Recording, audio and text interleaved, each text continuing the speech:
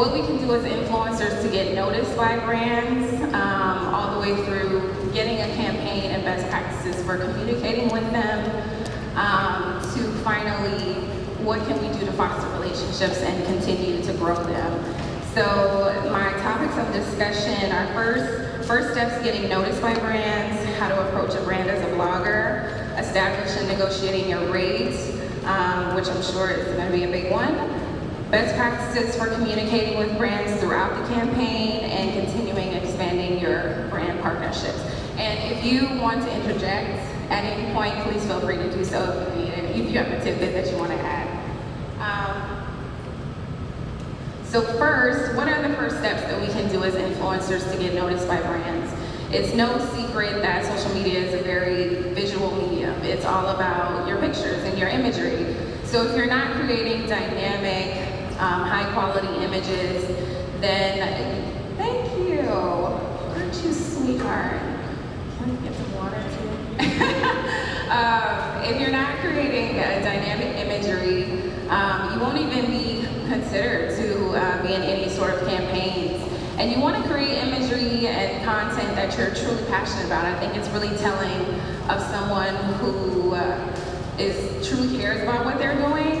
It shows in their content. Their captions are a little bit more thoughtful. Their blog posts are a little bit more robust. Their imagery is more beautiful. You can just tell someone who really cares about what they're doing versus someone who just is trying something out and seeing where it goes. So you want to choose a niche that is really near and dear to your heart. You want to create value. And I know that sounds very simple in essence, but I think that it's missed sometimes. I think that we live in this day and age where blogging as a full-time job is not necessarily taboo anymore. It's very common. So some people think that blogging is just about taking pretty pictures, which of course that is an important aspect to it. However, what's going to keep your readers coming back and engaging with you and being loyal to you down the line when you do get those sponsored posts is creating value for them. You want to establish a unique online presence. Originality is key. You want to stand out from everybody else. You want to make sure that you are different in some sort of way. You can choose a genre that's in sort of the common buckets, such as fashion, interior design, travel, whatever the case may be, but you want to make sure that your content stands out in some way from anyone else's. So whether that be the types of ways that you take photography, your captions, whether you're quirky, witty, just choose a lane that's unique to you. You want to make sure that you're engaging with brands on social media. Follow them, comment on their content. Make a presence known online so that they start to recognize your social media handle even before they know who you are. You want to create content that matches the brand aesthetic. I know for me personally, I think it's important to use the brand's social media pages as a blueprint as to how you should mirror your pages, especially if it's a brand that you are interested in working with. When I first started out, admittedly, I was posting pictures of my outfits, the side-by-sides, you know what I'm talking about? Like 2 pictures in one, like very amateur. But at the time, I felt as though that was the best representation of my outfit to show multiple angles, so I thought I was doing it. But I started noticing that as brands developed their social media pages, they weren't posting pictures the same way that I was.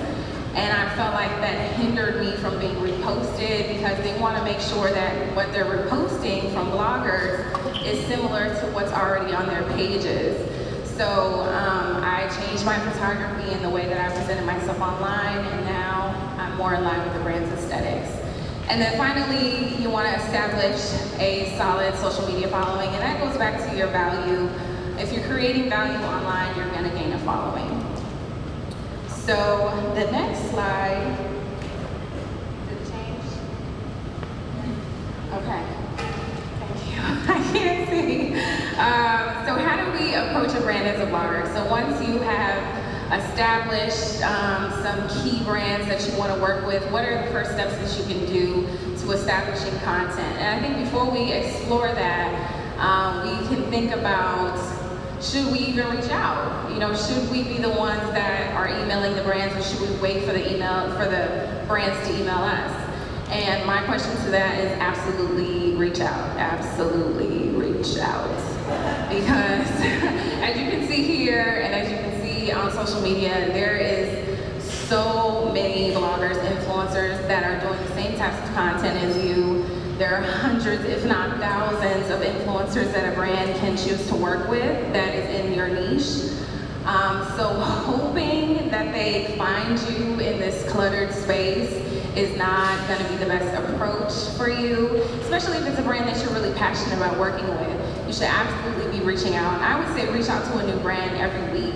And it doesn't necessarily have to be reaching out to get a sponsored campaign. It could just be to initiate a relationship. Just say, hey, this is my blog, this is my platform, attach your media kit. I put on the slide some must-have media kit items, which I'm sure you're all familiar with the media kit. I'm sure this is review, but if you're not, there's tons of templates online that you can research on your own to better get acquainted with how you present a media kit. But you definitely want to make sure that you're reaching out to a brand. There's just no way that they can find you out of this clutter space. Of course, I get emails. I get a lot of inbound inquiries, but you want to make sure that you're doing some outreach as well. So aside from your media kit, what do you write in your introductory email? Of course, you introduce yourself, but I think it's important to also include examples of content that you've made for the brand already. If this is a brand that you really love, you love their products, you love their services, you should have already created some content for them in some way. And I think that it's a good faith measure to show them, hey, I've already posted you on my blog, I love your company, I love what you stand for, I would love to start a relationship and hopefully work together in the future. A brand doesn't want someone working with them that has no idea of what their offerings are or isn't familiar with their company. It's not all about numbers. Numbers are a huge part of it, but they want to work with influencers that are in sync with their offerings. So it would be a great measure, and I think it's something that's not often done, to offer up a brand some content that you've already made for them.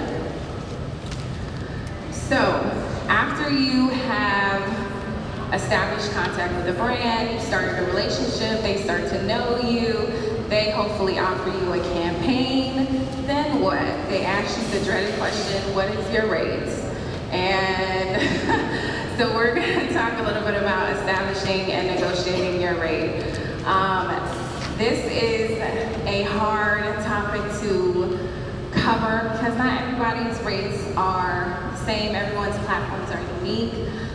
Brands are not always looking for the same things.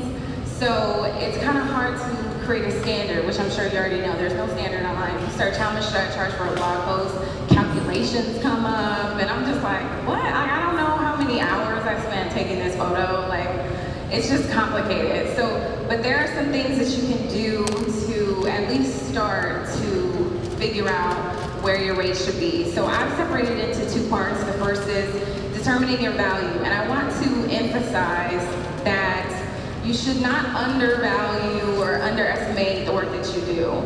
I know having conversations about your rate is intimidating and it's uncomfortable. Charging a service for what you're doing yourself. However, you have tremendous value in your content. Otherwise, these brands would not be willing to pay you in the first place. So never go into a situation undervaluing the value that you bring to the table. Free and unpaid work is not always a bad thing. As I said before, it's about relationship building. You may have to do a couple free things in the beginning to just open up the door for you to get an actual campaign. Like I said, they want someone who is well-versed with their products and services. Evaluate the landscape of your peers of a similar audience. If you are just starting out, look on social media and see people of similar followings and who they're working with, and that will kind kind of give you a gauge of those brands and companies that may be reaching out to you or that you can reach out to them. And good old-fashioned trial and error. I know it's not the best answer, the most definitive, but a lot of my strategy in figuring out how to price myself was throwing a number out there. If they took it right away, I would say to myself, they probably had more money to give. Then the next company that came to me, I would up my rate a little bit more. If they took it, I would say the same thing. And I would continue to increase it until a company said, well, could you do it for a little bit lower? Then I would know I was kind of like at the sweet spot of where companies would be willing to pay me and the rate that I should now be offering to the company. So, of course, it's all dependent on what they're asking you for, but trial and error, even though it's old-fashioned, does work. So the second part is, how much should I charge for sponsored posts? The first thing you want to consider is who you're working with. We all know bigger brands have bigger budgets, and I'm sure you're going to talk about that as well. She works with a lot of bigger brands. So you don't necessarily want to have a one-size-fits-all approach. Consider who is asking you for the rate. Develop a base rate based on various tools. There are certain tools online, such as Social Blue Book. It's socialbluebook.com, where you can go and log into all of your social media platforms, and based on your following and your engagement, it will tell you how much you're supposed to be charging for each platform. So for each post to Instagram, for each post to Facebook, Twitter, and that really helped me get my start. It doesn't have to be definitive. You don't have to stick to that pricing. I don't. I actually charge higher than what Social Blue Book is stating. However, if you have no idea where to even start, that's a good basis that you can use to, and it'll be curtailed to you. It'll be your personal stats. Don't make it all about the money.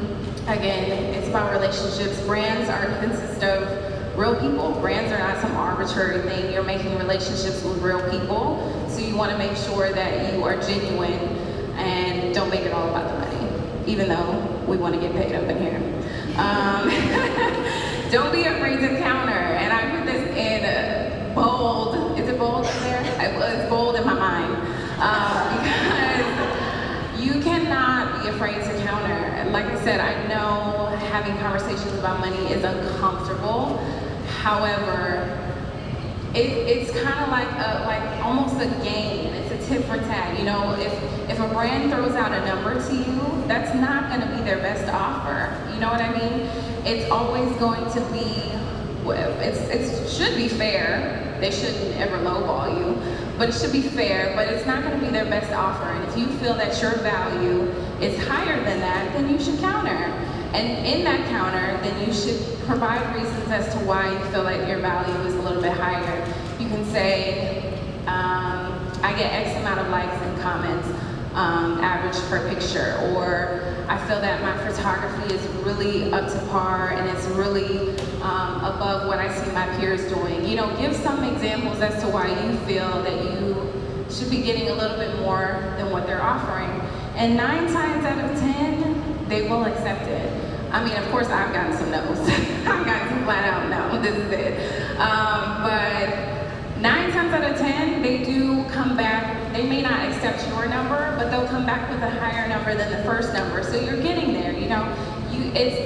It's negotiation. It's not, here's a number, you have to take it. You're getting to a point where you're both comfortable with that number. And then lastly, don't be afraid to walk away if the opportunity is not for you. I know no one wants to walk away from money. I don't, I hate it, but if the value is not there for you, if you feel that it's not just a great fit for you, money-wise or otherwise, don't be afraid to walk away. Oh, my boyfriend's trying to tell me something, I don't know. Did I change the slide? Could you? That would be amazing. Thank you for that. Well, hopefully they got the notes in that. Here we go. Thank you. So what slide is it on now? Okay, so we're on the right place. So once you've gotten the campaign, you've established your rate, you figured out what you want to be paid for this sponsor campaign. Some of the best practices for once you have the campaigns is to go over and beyond. I feel like it's the road less traveled. People underestimate just giving the brands a little bit more than what they ask for. So my top tips are over communicate and over deliver. Make sure the brand is well informed of your post dates, of your concepts.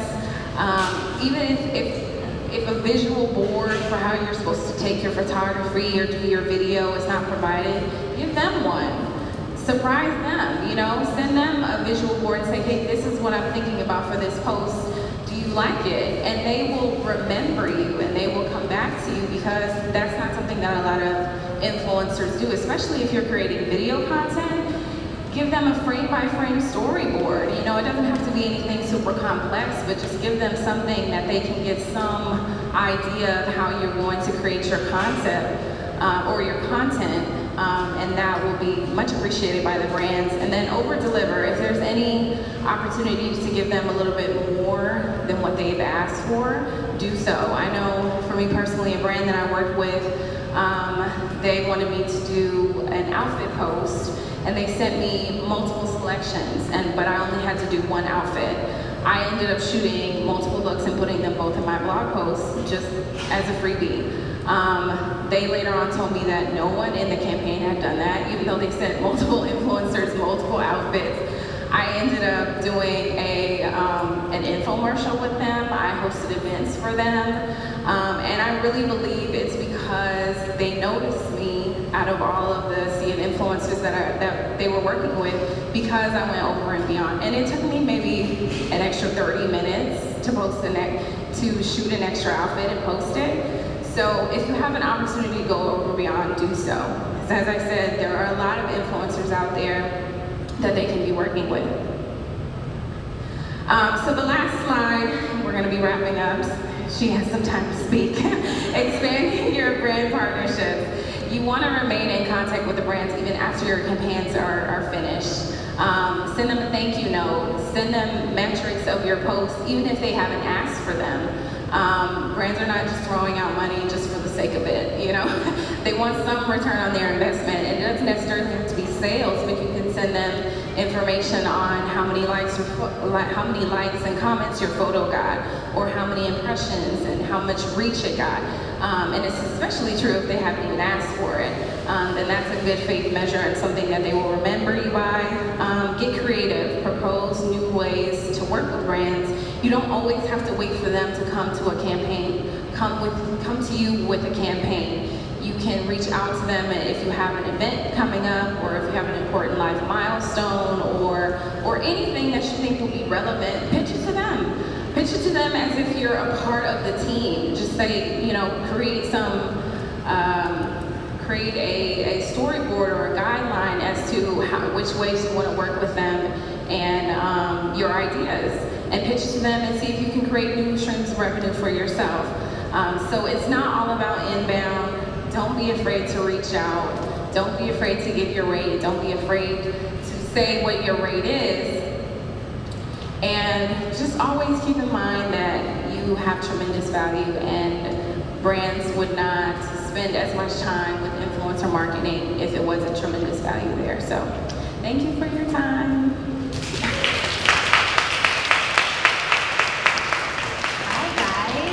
Sarah Parker, as she introduced. I work at United Entertainment Group, which is a global marketing and entertainment company. We represent some brands that Kristine has worked with, like Dove and JCPenney. Also S.C. Johnson, which is home goods and home storage and cleaning products. Prior to that, I was at a company called Trachtenberg Company for 13 years, actually.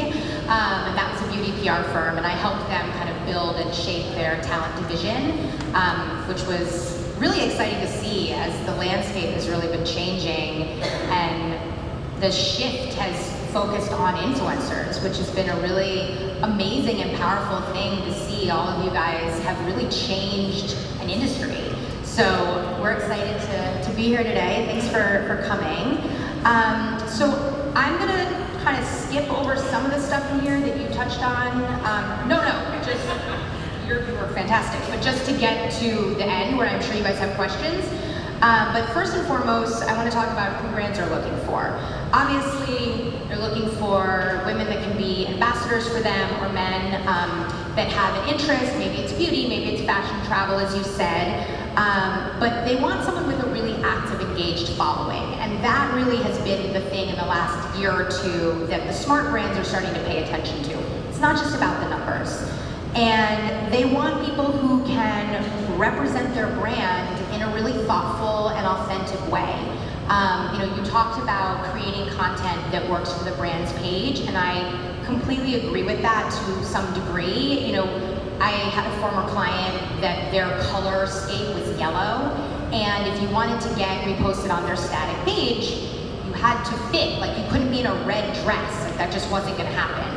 However, they're coming to you for a reason. They're coming to you because of your voice and your style of creating content. So, own that and kind of see the value in that, where when you're creating content, make sure that it's unique to you, because that's really what they're looking for.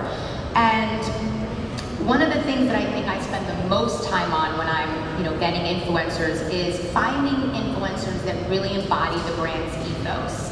So, is it a cruelty-free brand?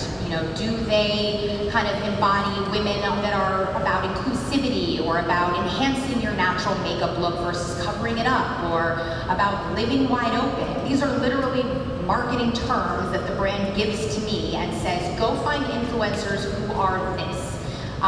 Maybe it's ethnicity, maybe it's, shape or size or skin tone, but really digging into those core brand guidelines and making sure we're finding influencers that fit that.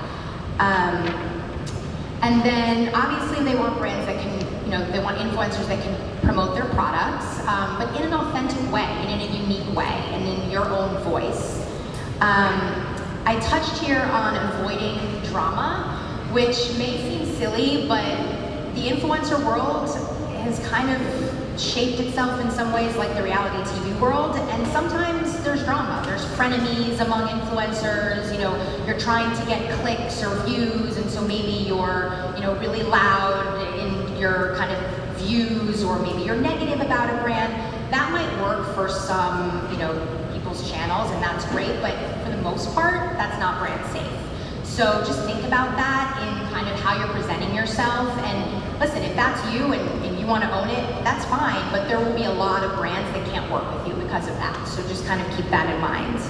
Obviously, exhibiting professionalism. This might seem like a no-brainer to you. Show up on time, meet their deadlines, do what you say you're going to do. But you'd be surprised that a lot of influencers that we work with don't. They're on a brand trip, or they're getting flown around the world, but they're staying up so late drinking the night before that they miss all the activities that the brand has planned for them the next day. Like literally, this happens. So just keep in mind, all of these things are going to, develop your relationship with the brand further and make it so you become someone that they want in every campaign, on every trip, etc. And then the last thing, which I think is so important, and you touched on it, earned as well as sponsored. Obviously, this is your living. You want the sponsored content, you want the big campaigns, and it's my job to educate my brands that this is a business for you and that they do need to pay you, because I think part of the misconception that the marketers that have been doing this for many years kind of can't get around is that you've become the editorial community in a sense, and when we're working with editors, the editors are getting paid by the magazine. So we're not paying the editors. We may be sending them products, we may be taking them on trips, but they're getting paid by somebody else. You're not. You're only getting paid by brands. So we get that, but at the same time, we need to see earned content from you as well, and that's what's going to make a really authentic partnership, an authentic story.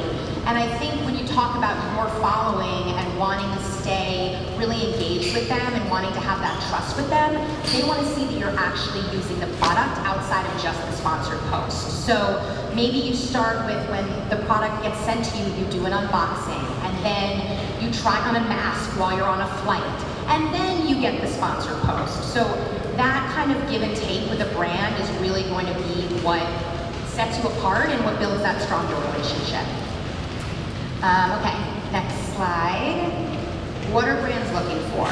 So first and foremost, genuine fans of their brand and their product. Yes, maybe it's a new brand that you've never tried before, but if you're gonna work with them, hopefully you actually try the product and then you become a fan of it. But definitely we're always on the hunt for people that have already posted about our products. You know, I was working on John Frieda hair care, and like we'd search YouTube, like who has posted about John Frieda in the past few years, you know, and if we can work with them, we know that their following has already started seeing that. It's gonna be a really authentic story.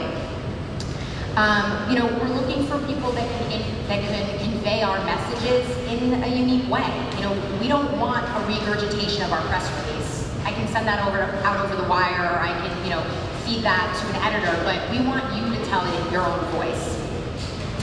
Obviously, we're looking for an increase in brand awareness. You know, that's a big part of what you guys bring to the table. I think it's really the most that you bring to the table, because sometimes it doesn't drive, you know, an increase of following or an increase of sales, but you definitely drive awareness. So that's the key thing.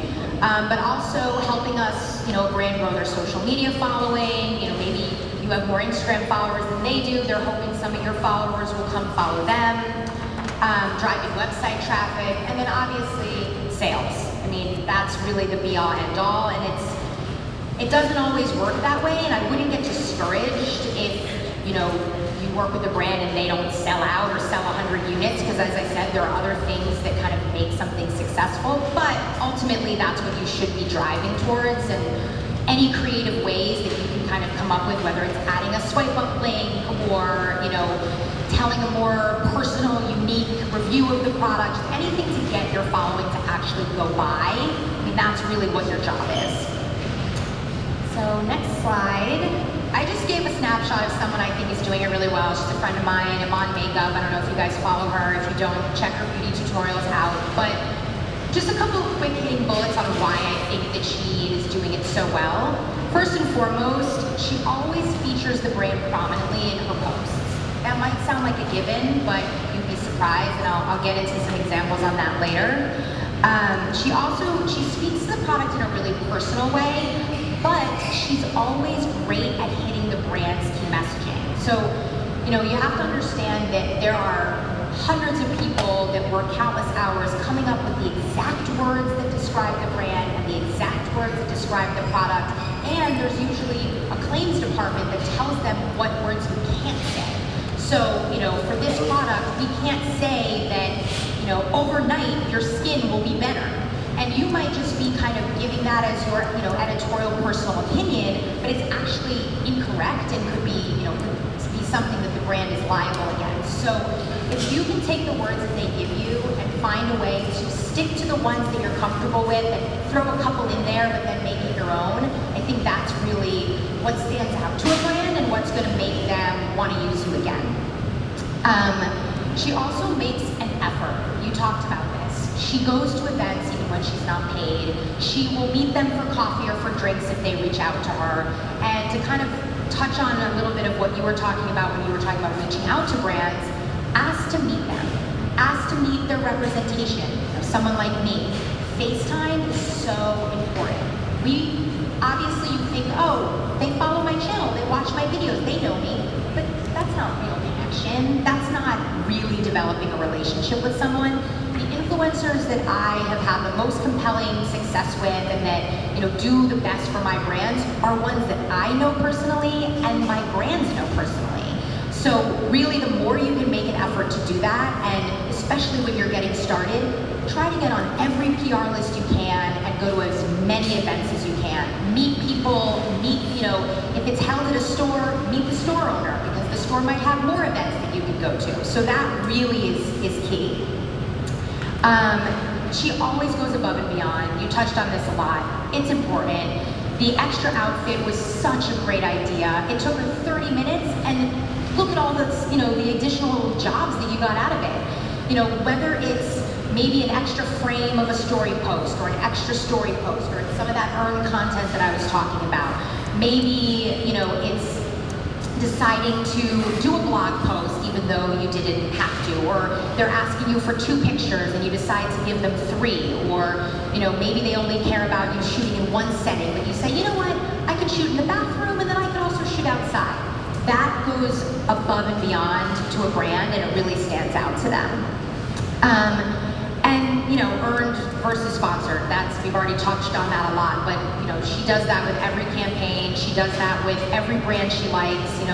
I worked with her for Jergens, and we had a sponsored campaign, and then 2 months later, the product popped up in her favorites video, and then 2 months later, we brought her on a trip. Like, that is how you grow a relationship with a brand, and it's really smart. Okay, next slide. This one's a little cut off on my phone, so I'll try to get through all the bullets. So what makes a successful campaign? Absolutely, first and foremost, finding the right influencers. So, that's really something that I work hard at, is to make sure that I'm pairing, influencers with the brand in the right way. A smooth negotiation process. You talk a lot about negotiating. It's not fun for anyone. I get it. It's not comfortable, but the more professional you can be, and trying to keep the nerves down. If maybe a brand is being frustrating, it just will go over better for us, and in the end, make the campaign more successful. We have to stay within a budget. So I'm going to let you in on a little secret. Even the biggest brands don't necessarily have a lot of money. There are brands out there that do. They are really getting influencer marketing. They're seeing it work for them. So, they're spending $1 million a year or $500,000 a year.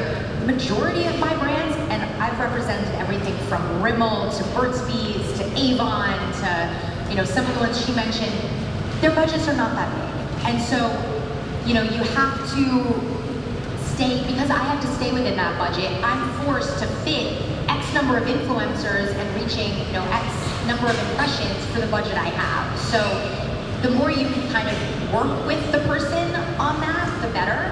And you have to think about the fact that if you're talking to an agency, for example, like, someone like myself, I work on a lot of brands. So you work with me here, and I'll work with you on this next project. And the same thing goes for a brand where, say to them, listen, this is lower than I would normally take, but I realize it's within your budget, and I really want to work with you. I really love this campaign. I'm going to be willing to, to go down this time, but next time I may not be able to do that. Just have that honest conversation with them, and in the end, if I can stay within my budget and meet the expectations, that's really what I'm up against with my clients. We talked about this, but just creating content that just really not only is authentic, but hits the brand's messaging and demonstrates the product correctly. That's a big one. Sometimes, especially if you're working with skincare, there's specific steps you have to take. You don't use this product after that product, or you don't apply this product on wet skin. They're the rules of how the brand has developed, how they want to speak to consumers, and you're doing that on their behalf. So you've really got to follow as best as you can, but still stay true to yourself. Obviously, high engagement on posts is key. Positive comments. Now, this is not something that you can really control. I'd love after to hear your thoughts on maybe how you guys can control this, but what is never good is if you do this beautiful picture, let's say it's for an eye cream, and all the comments are about the dress you're wearing. So it's just something to think of. You obviously want to look beautiful, or you want to be in a beautiful setting, but if you're including things that might distract from the brand you're being paid for, that engagement, having 100 comments on a post is not good, and none of them are relevant to the brand at all. And further to that, if you are getting comments about the product, actually respond. That's just going to help you with your following from the get-go, because when you get to be 500,000 followers, 1 million followers, obviously someone cannot sit there and respond. I would charge that at that level they should hire someone that can on their behalf. But if you are getting questions like, hey, what was the payoff on that lipstick? Answer them. Give them a little personal anecdote, because of course the brand can go in and answer, and if it's a question that's really technical, at the brand and say, hey, I can't answer that, but at Beauty Blender, they can do that for you. That conversation and that back and forth on your sponsor post is amazing to the success of a campaign. Allowing the post to live until its full life. 9 times out of 10 people don't delete posts, but just keep that in mind. The likes that you get within a day or a week on your static grid, or the views that you get within a week on your YouTube, are not going to be the actual length. So, and keep track of how your post is doing. Check back with the brand, because 9 times out of 10 we're so busy we're already on to the next thing, and say, hey, it's been a month, not sure if you saw, but my post actually ended up reaching 5,000 likes, or whatever the case may be. And then it obviously is successful if you can drive to the brand's social media following. So if in an authentic way you can kind of nudge your following to go check out their page, maybe you say something like, hey, if you like this product, check out at, I keep using Beauty Blender for some reason, I don't even work with them, but yeah, check out at Beauty Blender, they've got a ton more that you're gonna love. Anything that can kind of encourage them to go. If you're willing to do giveaways, even if it's not something the brand recommended, but your following likes them, throw that in as an offer to the campaign. Hey, how about I give away an extra set, and they have to follow you and follow me in order to to win. That's just another way that brands can kind of boost their following, which is what they're looking to do. This last one's cut off, but I think it says driving to the brand's website or retailer website. Yeah, okay, cool. So that's obviously, driving to where they can purchase is great. If you're doing a story, you can obviously put a swipe up link. Ask the brand where they want you to drive to. Don't just assume that they want you to go to one retailer versus another. There's a lot of politics that go into that when it comes to sales and buying. If they're at multiple retailers, they may have to spread the love around, and maybe they've got 10 people on this campaign, they want 3 to do Walmart, while 2 do Target.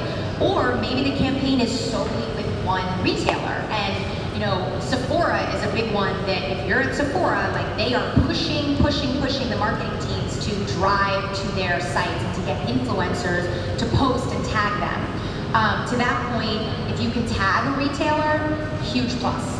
It also gets you on the radar of the retailer, which is great.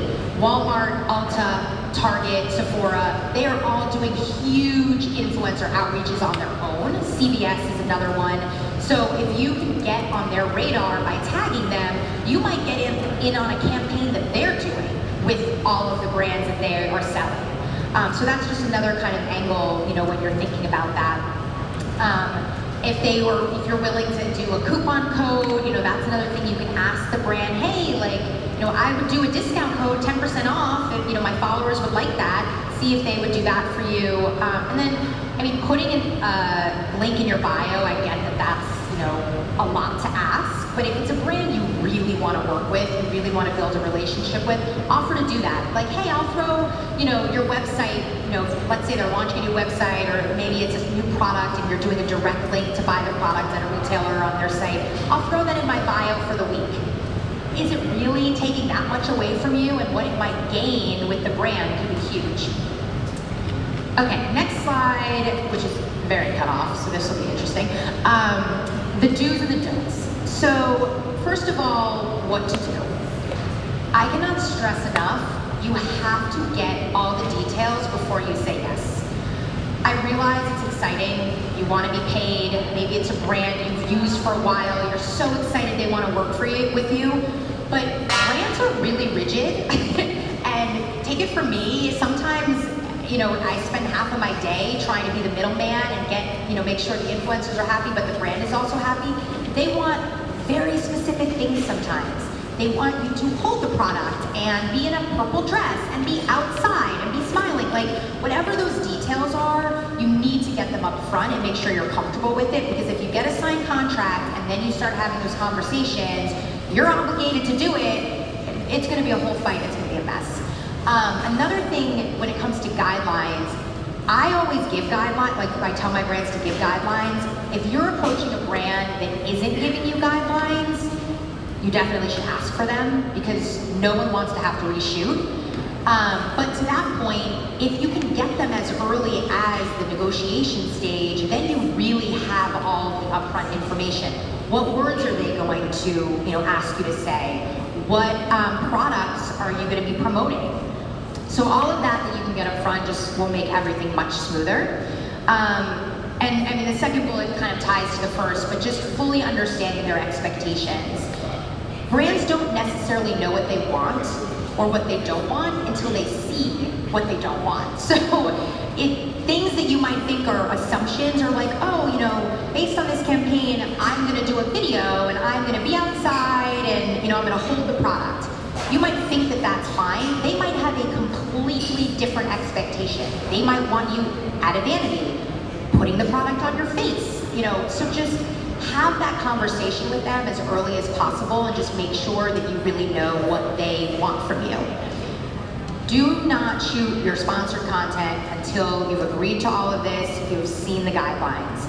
Sometimes, just based on the nature of how things work out, we'll send you products before we can get the guidelines finalized by the brand. You get the product and your product arrives and you're like, great, I have my photographer today, I'm gonna shoot my content. If you do that and you don't have the guidelines and it says in the contract that you have to follow the guidelines, first of all, you're opening them up to nitpick at your post. Because you've now shot before they've given you all the information, so they have, that would be leverage for me to get you to reshoot, and it would open up the door for my client to be like, can she wear a different dress? Or I'm not liking her hair, which are not things that they should normally be commenting on. They should be commenting on how you're representing the product. So just save yourself the trouble, wait till you have the guidelines, and then do a shoot. And be honest with them. If you have your photographer on Thursday, say that to them, like, hey, can I get the guidelines and the product on Thursday? Because if I don't have them again for another week or whatever the case may be. Read the guidelines thoroughly. I don't know what the rest says, so I'm just gonna come down here for a second. Oh yeah, okay. All right, so thinking about the brand and the campaign, before you shoot, making sure that what you're shooting actually makes sense for the brand and the campaign.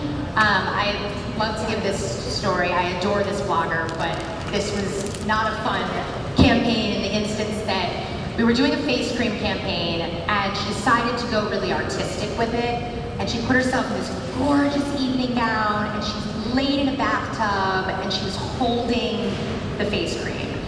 And it was really artistic and beautiful, but it was so random. And I was just like, this is a face cream. You're selling face cream. This isn't a Vogue spread. You know what I mean? So just think about what you're doing and what the campaign is and what the product is, and try to create a setting that really fits that. So moving on to some don'ts. Oh yeah. Yeah, sure, okay. No, I mean, I can breeze through this pretty quick. Okay, so make sure you try the product 100%. Do not agree to something, even if you know the brand and you think you're gonna like the product, especially if the product is skincare or something unique, like a lip plumping, try it first. Don't show the logo backwards. This happens a lot in selfie style or in the mirror. If you shoot that way, you can flip it, but just keep that in mind because the brand will notice. And if you're shooting stories and they need to approve them before you can post, make sure you save the version without the text overlay because they will probably have edits to your text overlay. And I can't tell you how many times people are like, oh, I didn't save it without the text overlay. And then you're like, well, you have to shoot it. That's not my problem. And then yeah, just making sure you're sending your content, especially if you're doing earned. If you're out doing earned content for a brand, save it and send it to them. Because if it's on stories, it's going to be gone so quickly that you're not even going to get, someone might miss it. But that's your leverage to show them, and that's your in to start a conversation with them. Last slide, really quick, how to turn one deal into multiple deals. You talked a lot about some of this stuff, but meeting their guidelines, meeting their deadlines, being honest with them if you can't. They tell you when they need to have something done by. It's for a reason. We're not making these deadlines up. We've got, our clients on our back or the retailers on their back. Follow the brand on social media. Every brand that you want, follow them, go to their page. Every couple of weeks, like a photo, comment on a photo, watch their stories, get on their radar, attend their events. If they want to meet with you, meet with them. If you want to meet with them, reach out. If they're in your city, ask, can we grab coffee? Can we grab drinks? Anything for FaceTime is going to be huge. And then, yeah, this one I think is important. Don't discount the agency. 9 times out of 10, I control the influencers my brand sees.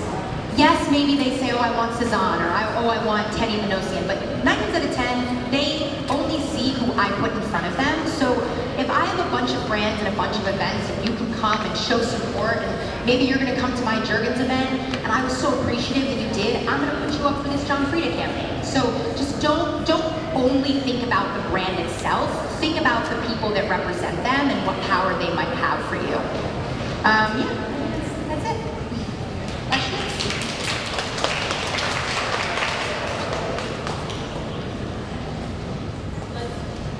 Let's do water as well. If there are any questions, I know everyone wants to have lunch and they're starting. Is there a number, when you're looking at an influencer, is there a number that you look at that they should have, or is there a number that we're supposed to take into mind before we even start getting into all these practices? No, I mean, honestly, for us, we don't usually work with people under like 10,000 followers, but it's not about followers, it's about engagement, and a lot of brands have really robust micro-influencer campaigns, so it just really depends on what they are trying to do. So I would just shoot for the moon, reach out to whoever. I would say 5,000, 10,000 at the lowest.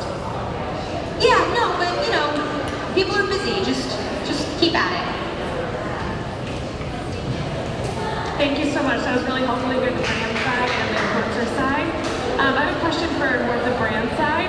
If a brand doesn't give you like a trackable link, how do they determine what was a successful collaboration? Is it saves on a post, comments? I'm kind of just curious to hear your perspective if there isn't like a tangible number. Yeah, I mean, to be honest, even when we do give trackable links, sometimes they don't drive a lot of click-throughs. What I like to liken it to is, you know, when you're reading a magazine, you know, I can't tell how many people read that magazine, but it's brand awareness. And so you can't really put a value on it, but you know that it's helping. So that's just first and foremost. But likes, you know, opens or views, the more you can give your actual analytics to the brand so that they have those numbers, that's huge. Comments, if they saw a spike in their website or, you know, just in general, maybe not to a specific link. Okay, last question. Hi there, I'm Liza Morales, XOXO Liza with 2 Z's, please. Thank you both so much for sharing your fabulousness. I too have been in this space for a minute, and one question that I've had that I was recently asked because it's now come up repeatedly, as we know, the business that we do is changing in many ways. How do you handle it when there's a signed contract, but then all of a sudden the brand comes back and says, you know what, we're pivoting and we're going a different way. Either they supposedly got rid of their influencer budget overnight, or I don't know what else is coming up, but I've now had repeated people ask me, and I'm like, that's a good question. Let me see if I can get some insight for you. Yeah, I mean, if there's a fully executed agreement, then they're liable to pay you based on the terms of the agreement. So, you know, if you've shot content already, then you're gonna have to negotiate some like level of kill fee based on the content that you shot. If if you're really high in demand and you've been holding specific dates and you've maybe lost out, or if there was an exclusivity in the clause, in a campaign that's really big, you may have lost out on other things. So you just have to work with them. However, sometimes that happens before you have a signed contract, and then you're just kind of, it sucks, but they're not gonna pay